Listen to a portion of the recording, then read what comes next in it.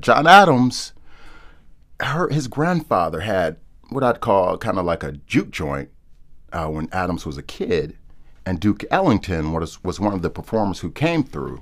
And so John Adams grew up hearing jazz musicians, including Duke Ellington.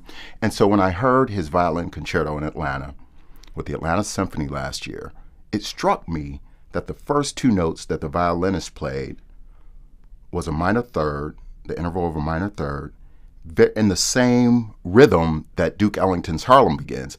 Ba-dum.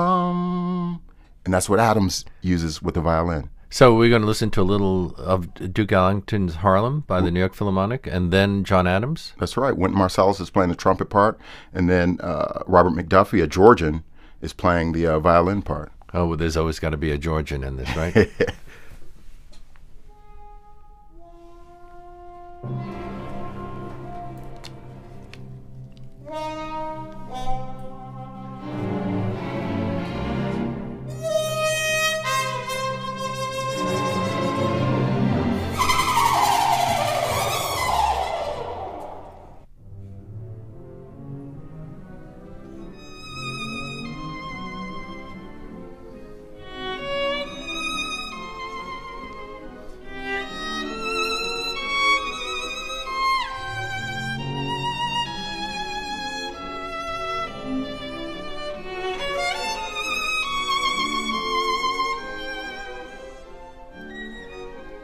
So, Terrance, do you think that John Adams was quoting Duke Ellington when he did that? I asked John Adams that, and Leonard, there's the video on our website where I posed this question to John Adams, and he said, it wasn't conscious.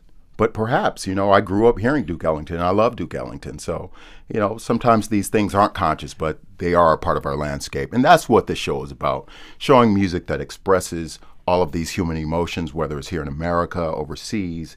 We all have that commonality. Mm-hmm. Well, and there are similarities and differences in those two compositions. We're talking about two American composers. Yes. And that combination of notes isn't all that odd. So I'm sure that I've said complete sentences that have been said before by other people without even realizing it. Absolutely. How did your upbringing in Cleveland shape your involvement in music? Cleveland had one of the great symphony orchestras. When I was a kid, it was I would say that it was one of the 2 or 3 greatest in America: Cleveland, New York, and Chicago. Yeah, we always, maybe Philadelphia. Yeah, Philadelphia, Boston. We always, growing up from the time I remember, being in elementary school, we learned that we had one of the best orchestras, and so I remember going to see the Cleveland Orchestra when I was maybe 2nd or 3rd grade, and not really knowing what I saw, or not really appreciating fully what that was about. But I was, grew up in that tradition, hearing about that orchestra, hearing about the recordings, hearing about the conductors. And actually, the conductor who's here in New York City had a stint in Cleveland for a while, Lauren Mazel. So we've had a great history of great music makers in that town. You studied piano. Was your interest always in classical music? No, I started studying piano when I was pretty young, I guess about 8 or 9 years old, and the goal at that point was to be able to play at my father's church for the Sunday school. And that's what Dad wanted me to do. He wanted me to learn how to read these hymns and be able to teach the kids and work with the kids and play in Sunday school. So that was my short-term goal when I was, 10 or 11 years old.